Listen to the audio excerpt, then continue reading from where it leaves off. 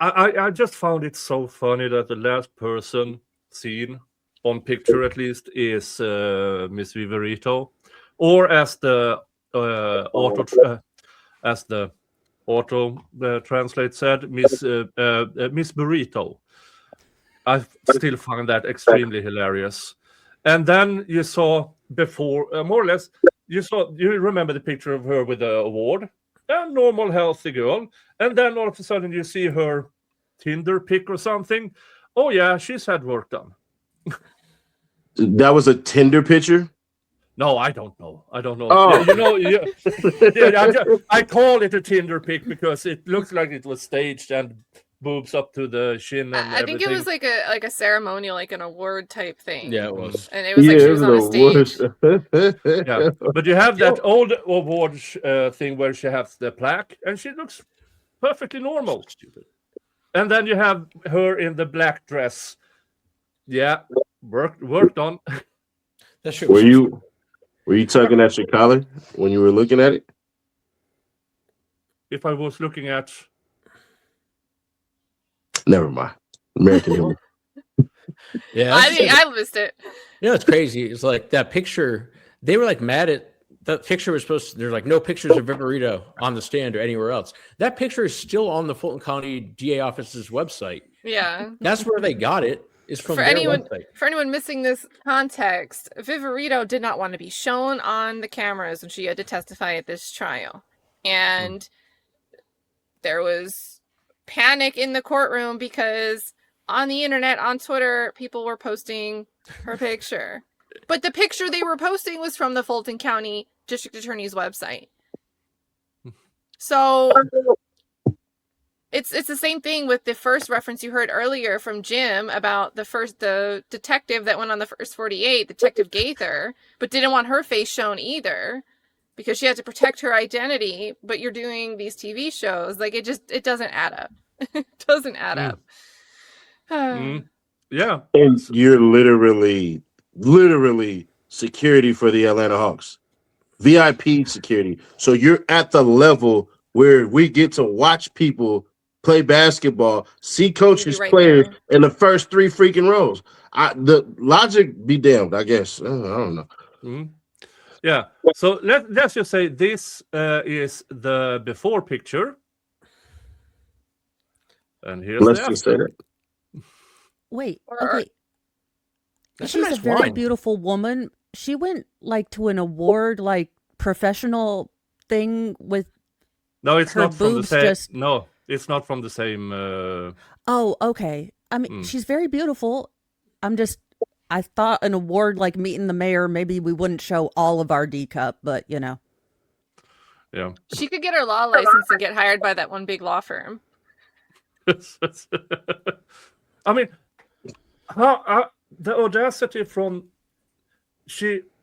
how she jumped between different job descriptions, and just before trial, she got this new position at the Atlanta PD as a coordinator, trainer of sorts, only to enhance her testimony as a gang expert.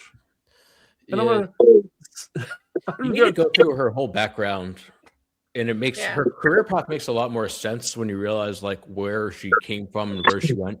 So she started in like probation, but she was they called it something different then, but basically a probation officer. But then she started getting passed to like these gang units, and she's kind of acted as like this liaison between like probation and the Apex unit. And the Apex unit is the one that does all the dirt. They're clearly corrupt to the core. And the Apex unit is like the unit that's basically went into Thug's house. Remember the witness, the cop that spat on Diamante Kendrick? Like he was Apex unit. The people that stopped Miles Farley with the Mr. Johnson warrants, like that was the Apex unit. Like they're the ones behind all this stuff, and she's been basically the link between like the Apex unit, probation, and the district attorney's office. She like works in all. She's worked in all three. She's kind of worked all together. Yeah, she's a real working girl. But she bragged during her Daubert too when we read because that's only available through transcripts. It wasn't like a streamed hearing, but she bragged about, well, I think I'm good at what I do because people like talking to me. So she just goes and visits her. I think it's a community supervision was the initial title, and now it's just probation. But she'd go and she'd talk to them, and then I don't know. It just seems like that's the feedback loop, like that chatter, that gossip. She would go to the next person. Yeah. But the problem is when you're doing this with people that are supposed to be associates with different gangs and you're gossiping, I imagine that some of the things that you might say could be putting targets on people's back, and now you're no longer doing the community protection supervision program. You're doing the exact opposite of what you're supposed to accomplish. You're doing what you advocate against you in a kind of odd, similar way. Yep. Well, she's making a living, and I looked up. And this is quite a while ago when I looked up the Club for Eternal Admiration, also known as the Gang Experts of Georgia, or whatever it's called. Seriously, it's yeah, I had a question about that testimony. It's a circle jerk. All right, what's the question?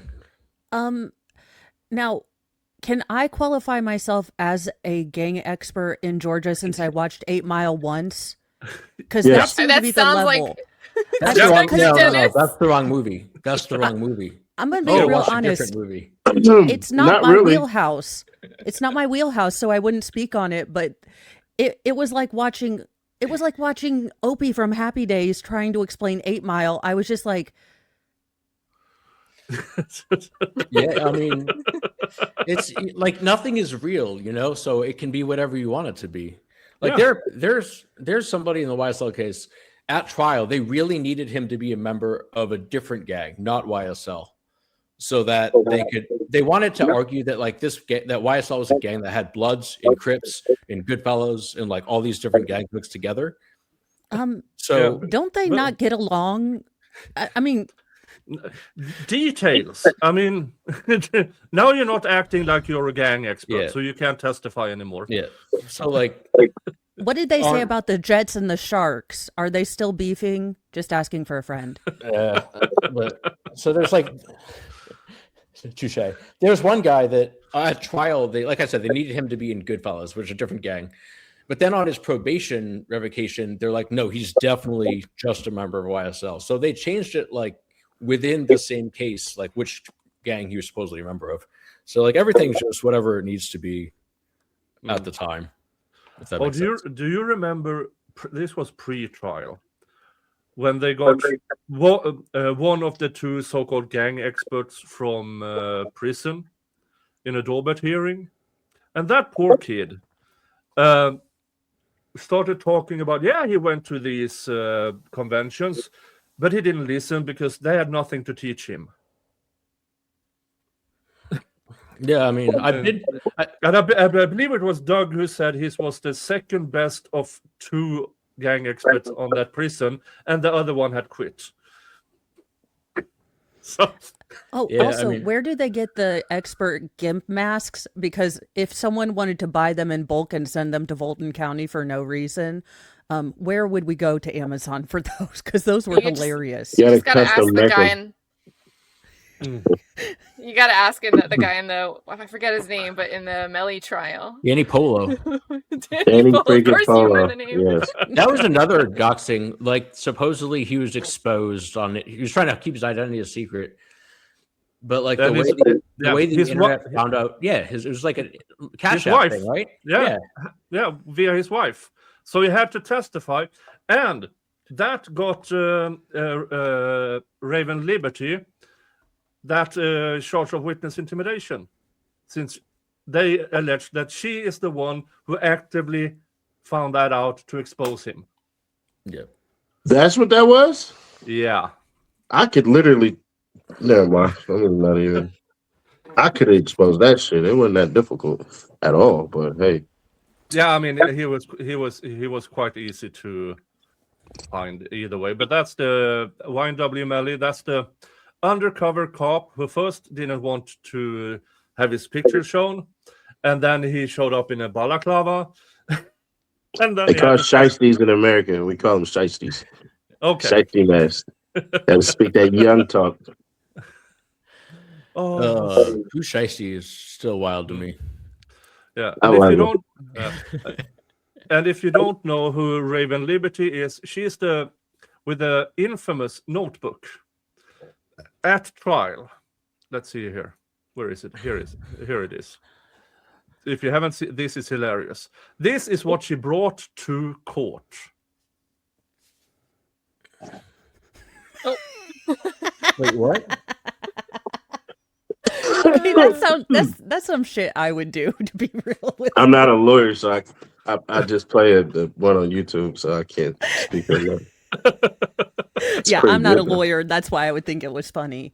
And just using it to cover her mouth when she talked to a client, and the jury is on the opposite side. Yep. That's wild. What does the left side say? I don't know. Ha ha ha, maybe? Oh, okay. Or evil laughter? Yeah, I think it is like a laugh. Yeah, it's ha ha ha ha ha. Because from far away, I thought it said baby on the bottom, and I was like, Yeah. You know, yeah, like the other side said, "So proud of our honor roller." My students on the high school, middle school honor roll.